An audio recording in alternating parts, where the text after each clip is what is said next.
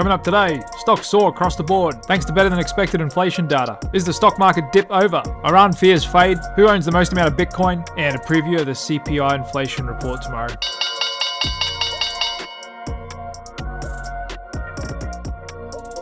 And welcome back everybody on this bullish Tuesday in the markets. Just when things look like they're about to roll over, up she squeezes again, now getting quite a bit more green up the front in markets. In fact, we've only got energy and consumer discretionary as the two sectors underneath their 50-day. Energy was really only the real weak sector today. We can see that in the heat map. Pretty much energy, the only one coming off as we had a bit of a pullback in crude oil. Market seems to really not be worried about any potential large conflict in the Middle East. And who knows, maybe Iran is still a little unsure of how to respond now that they're surrounded by Western military assets. However, more on that later on. The market was led higher today by semiconductors. Nvidia slapping on 6.5%. Some other hot stocks, Eli Lilly trading up. Tesla adding over 5%, and industrials, healthcare, and financials all enjoying a good day as well. However, we're not out of the woods just yet. All indices still below their 50-day volume-weighted moving averages. However, the more we creep away from last Monday's low, just increases the possibility that that may have actually been the bottom in this 8.5% pullback. And like I've been saying, if so, that would be the very best case scenario. As on any given year, the S&P 500 on average will do a 14.5% pullback. So given the elevated risks in the macro backdrop, recession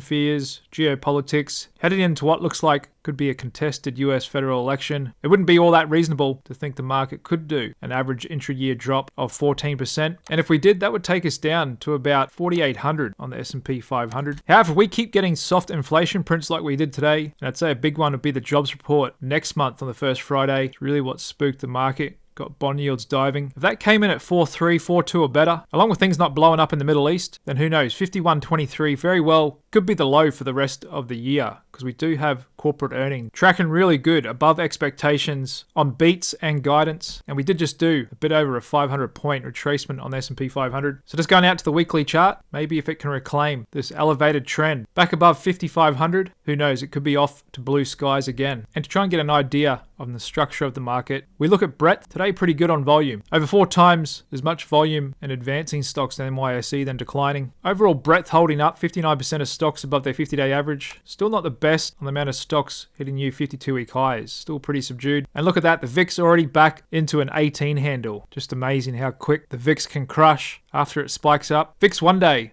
still a little elevated, 19.3. Option dealers potentially pricing in a bit of movement tomorrow after we get the CPI inflation release. Pretty good sign to me is volatility risk premium now back into negative territory. Difference between the VIX and realized volatility. And last time we went back into negative territory was back in early May, right after the stock market finished its dip. So according to option dealers, they're not really worried about what's around the corner. They're not asking for a premium on top of how much stocks are already moving at the moment. And just looking at the spread between bond market and stock market volatility, that's climbing back as well, which I think is a bullish signal for stocks when you've got the volatility in the stock market improving a lot versus bonds. Did have the 2-year yield creep back down under 4% today, and the 10-year as well. Like I've been saying, I'm going to pay close attention to the price action in these tomorrow. After we get that CPI print, high yield bonds looking good, no problems going on in the credit markets. Japanese yen as well, creeping back up, looking more and more likely. Last Monday was capitulation. Like I've been saying, 70-80% chance, I'm sure we've already seen the worst of it. When it comes to the yen carry trade unwind and volatility, however, we can't rule it out just yet.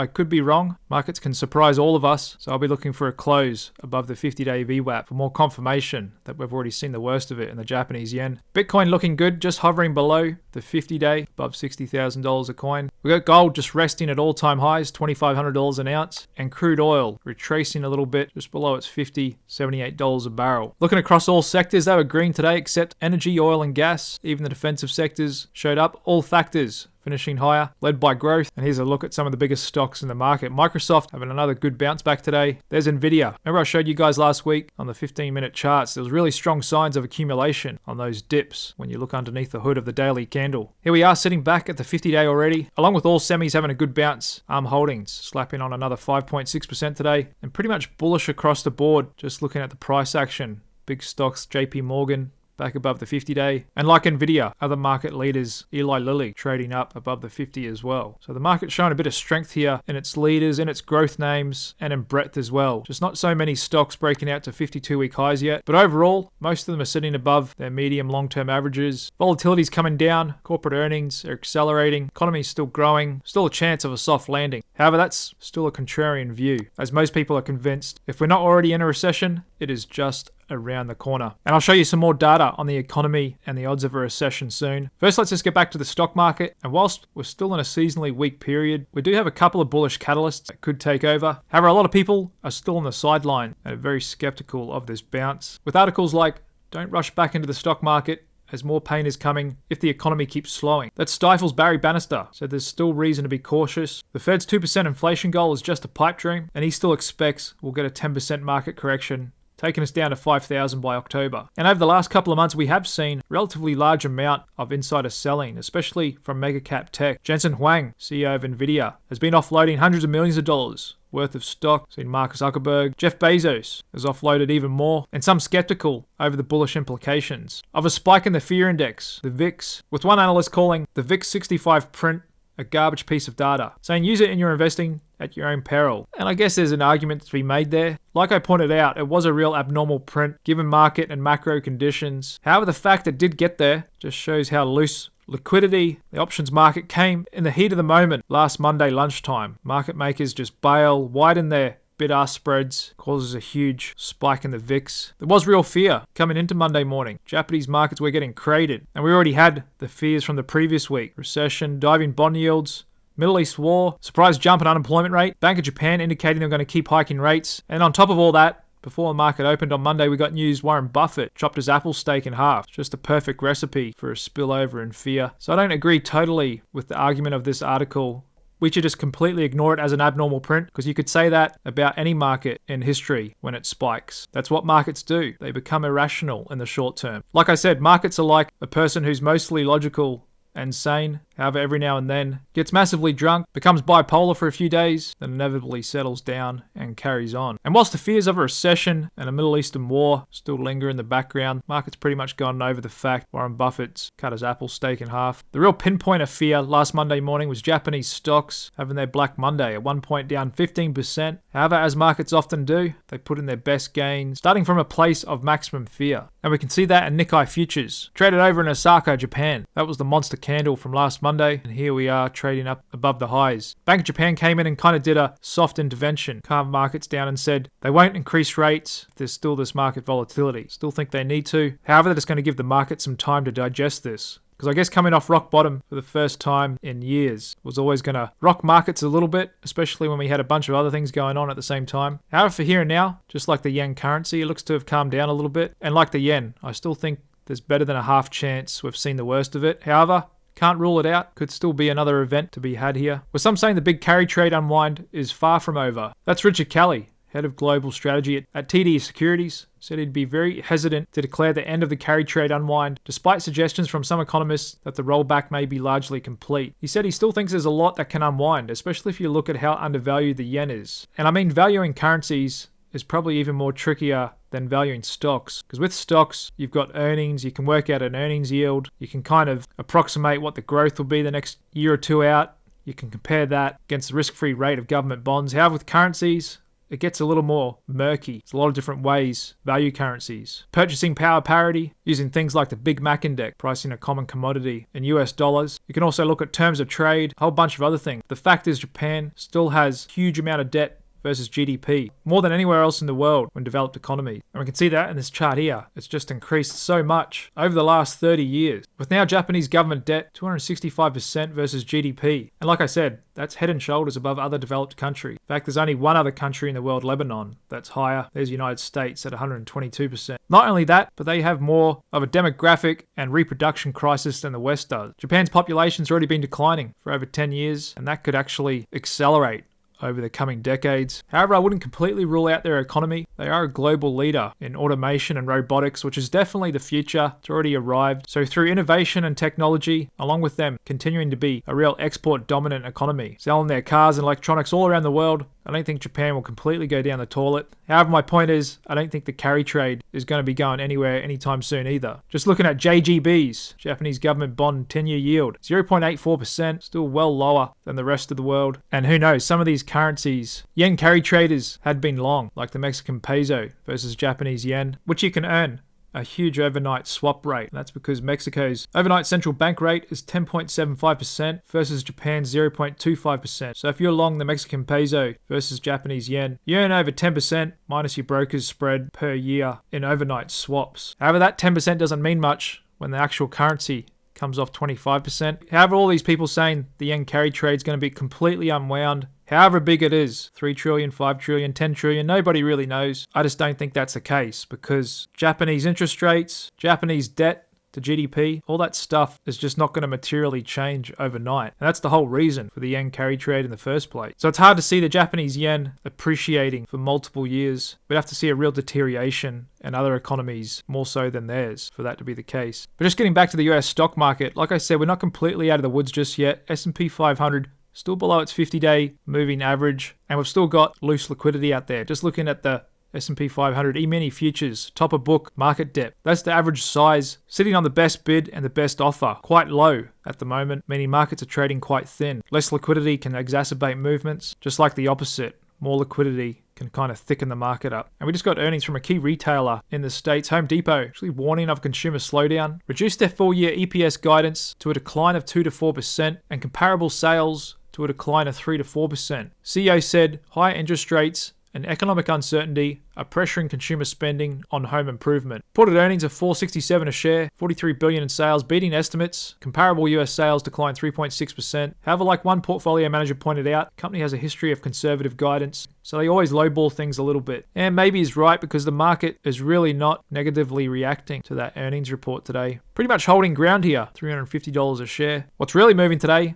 is Starbucks, who just put in its best day ever. As we just got news, Brian Niccol, ex-CEO of Chipotle, will join Starbucks on September 9, as they've been under pressure from activist investors, Elliott Management, and Starboard Value. We're trying to unlock value, get some new leadership, a new strategy, and the new CEO does have a proven track record of creating value in the fast food business, and the market certainly seems to love it, up 24% today, and just goes to show you how much of an impact a CEO can have on a business, just looking at how dramatic the repricing is in the shares here. However, just going out to a weekly chart, still got a bit of work to do, still well off those highs in 2021. However, looking at the price action, it very well may have just put in a decent bottom there. We've got Goldman saying today investors have the opportunity to buy the dip ahead of Nvidia earnings, which are due out later on this month on the 28th. And so that, and the language we get from Jay Powell at the Federal Reserve's Jackson Hole economic event on the 22nd, will likely once again shape this market. But like I've been saying, sentiment is really weak here. A lot of people bailed after last week, sitting on the sidelines. We can see that. And Ned Davis Research, their daily trading sentiment composite, which is down near the lows in extreme pessimism territory. Real sharp turnaround from a week and a half ago. And we've still got the fear and greed index in the extreme fear zone, indicating most people are just not buying into this rally. And even though we're in a seasonally weak period, looking back in history at the S&P 500, how it trades August through October, one thing that's going to be counteracting that is we've got a huge amount of corporate buybacks set to come into the market. With over the 90% of the S&P 500 in the open window over the next 2 months, been able to buy back stock, and that's something that's been breaking out as well. Corporate buyback. And for people worried that the tech bubble is even more crazier now than the late 90s, that's just not simply the case. Because just looking at the top tech stocks from back then, in the month that they peaked out, March 2000, Cisco, AOL, Oracle, Nortel, Sun Microsystems, EMC, JDS, Qualcomm, and Yahoo. These were the hot stocks back in the late 90s. A lot of people just piling into them, but just look at their price to earnings multiple. And sure, they were growing really fast, just like the big tech stocks are now. However, many of these big tech stocks, they're on PEs, even still in their 20s, 30s, or 50s. We don't have PEs of 668 or 217 or 148 like Cisco was. In fact, the PE on Nvidia is 63, and while that sounds ridiculously high, it's not really when you consider how fast Nvidia's been growing how fast they're likely to continue growing, their huge operating margin, their almost monopoly on advanced GPUs, and the huge amount of runway in front of them, I'd say that's actually reasonably priced. If Nvidia was trading for 30 or 40 times earnings, that would actually be cheap because the multiple you pay is relative to the growth and the quality of that growth. Microsoft has a PE of 34, Apple 33, Amazon 39, Alphabet, Google, probably the cheapest of all of them, PE of 23. Meta, quite reasonable as well, 26. I'd say that's almost cheap. And of course Tesla, well, that could be argued either way. With a PE of 55, I wouldn't necessarily call that cheap. However, I wouldn't call it ridiculously priced either, given their potential growth in the years ahead. And the good thing for the here and now, inflation is pulling back as we've been expecting. Producer price index increased by 0.1% in July, less than the 0.2% forecasted, with a year-over-year increase of 2.2%. These PPI trends are closely watched as they can influence the CPI, and that is trending in the right direction. Real big drop there for last month in PPI. Bringing other measures of inflation down as well. Super core. What was really holding up inflation in recent months? Auto insurance. But the insurance industry is real lagging with their pricing. So that's set to come down as well. We also need to see some more disinflation and shelter. However, most reads of inflation are trending down, and commodities has definitely helped that. And just looking at Truflation's latest read, really comprehensive look at actual prices in the US economy. Looking at a lot of different retailers and things Americans buy. Their latest print shows a year-over-year change of 1.5%, which is down near the one-year lows. So the market is pricing in a significant path lower for interest rate over the next 12 months. In fact, over 1.5%. Market thinks we'll be down around 3.5% this time next year. From where we currently are, 5.25. Still risks of a resurgence though. Still got shipping rates climbing up. Still could see some commodity disruption. However, like Goldman forecasts, pretty much the whole world is going into monetary loosening. It's already started. Central banks around the world trimming rates in their markets, forecasting lower rates in months ahead as well. We even got Raphael Bostic, President and Chief Executive of the Federal Reserve Bank of Atlanta, saying he expects the US economy will be ready for interest rate cuts within the next several months, and he doesn't see a recession in sight. He's talking about economic normalization, thinks they can get inflation down near 2%, he's closely monitoring employment, still hopeful of a soft landing. However, the market has priced in a higher chances of a recession over the last month or two. That's kind of what got bond yields diving, spooked the stock market a little bit as well. Goldman Sachs puts the probability of a US recession in the next year at 41%. Keep in mind they were higher back in May last year. They thought there was a better chance than not would be in a recession by now. So like I said, we got bond yields pulling back today after that soft PPI print. What sort of print are we going to get on CPI tomorrow? We'll find out before the market opens, 8:30 a.m. Eastern Time. Expected to show a 0.2% increase on the headline and core month over month. And this could really solidify the Fed's thinking on a potential cut next month. This comes in as expected. Who knows, maybe even a touch better. The Fed does have the window to cut rate. However, like I've been saying, we can't rule out the possibility that Jay just wants to hold until after the election to see who he's dealing with in the White House. Maybe just cover himself a bit more. That inflation's definitely been put to bed, and I think that could quite upset the stock market, and then we might get that pullback to 5,000 on the S&P 500. If Jay kind of hints at that in Jackson Hole come next Thursday and Friday going into next weekend, we'll be looking at his language to see if he gives us a hint that he's ready to cut if CPI comes in good tomorrow. And more good news, just looking at total household debt and the delinquency status on that debt, it's actually pretty low. There's 30 days late in the blue line, under 1%, with very late debt at 1.3% and 60 to 120 days, pretty low, 0.2 to 0.4%. A real different look going into the last big recession we had, 2008, clearly trending up and peaked inside it or a little bit afterwards. And something else interesting to note with recessions, so I think people think they happen a lot more often than what they actually do, especially in modern times. Ever since financial markets really got modernized in mid-late 80s, the Fed put a lot of new financial instruments, electrification, better access. You look at the frequencies of recessions before that. It's a really kind of regular thing. However, looking back in the last 30 years, the 1994, we've only had 3 recessions, and the 2021 is questionable, as it was so sharp and short-lived, and technically was caused from a global pandemic, so it still happened. However, even including that, over the last 30 years, we've only really had 3 recessions, could even argue 2.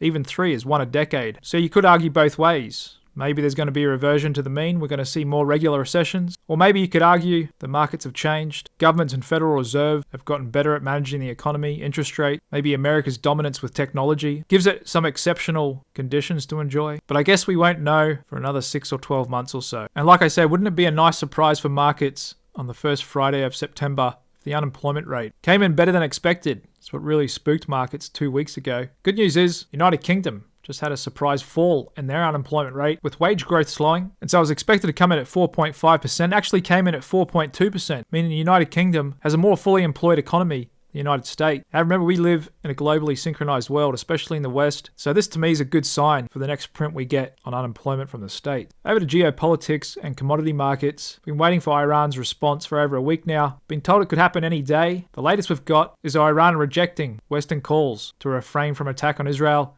Western diplomats been trying to cool things down. Asked Iran not to send 500 missiles to Israel as they risk a full-blown war. Promised they will get a response if they do cause any significant damage in Israel. However, they appear to be waiting for something. Maybe some more weapons from Russia. Maybe getting all their proxies ready for a multi-front attack. However, on the same hand, Israel in the West was also getting more assets in the region and ready. Still the potential for a big showdown. However, for the here and now, the market is just simply not all that worried about it. Looks like stocks couldn't even care less. Oil did trade up a bit over the last week, pulled back a little bit today. Maybe a bit of worries over demand. Been a little bit soft lately. So we'll just have to wait and see to see what sort of response Iran is going to give. Expect them to do something, just may not be a full-scale attack. And all the missiles might be able to be shot down again, just like in April. Gold's still sitting pretty though, at all-time highs, still pricing in a bit of geopolitical risk. In my opinion, along with a chance for a lower rate, that's another tailwind. Actual demand in the physical market, still breaking out to records. Non-Western central banks still want to accumulate and hodl it, and they may also want to do the same thing with Bitcoin. Apparently we've only got 2 governments in the top 10 list of Bitcoin holders. US government, 213,000 coins. Chinese government, 190,000. But look at that. BlackRock's Bitcoin ETF, IBIT, the 3rd largest owner of Bitcoin after Binance Exchange and the creator of Bitcoin, whom is still officially an unknown person. Satoshi Nakamoto, 1.1 million coins he holds in his wallet. If the guy is still even alive, and I wonder if we'll ever find out who he really is. There's a look at Fed Fund futures. Actually gone back to pricing in higher probability we get a 50 basis point cut next month than 25. They think Jay's going to kick things off with a bang and get straight to work, which we can't rule out for sure. However, I still think the odds are at a 25 basis point cut. He's still got to be mindful of lingering inflation. Can't say for sure it's definitely been beat. Like I said, he lived through the 70s where they thought it was beat, in 1976 as well. But who knows, if he's seen sharp signs of deterioration in the economy, he may just want to get to work with 50 basis point cut. But I'd say this next meeting is really crunch time. He could really go either way. He could hold, he could do 25, he could do 50. This is really up in the air, this next meeting. That could give a bit of volatility in the bond market, potentially the stock market as well. But like I said, for the here and now, appear to be holding on, almost back at the 50-day on the S&P 500 with that sharp dive in volatility risk premium really sticking out to me here today amongst all others. And of course tomorrow could be another test for this market after we get CPI. Should be an interesting one. Thanks very much for tuning in with me today, and I look forward to breaking it all down again for you guys tomorrow. Cheers.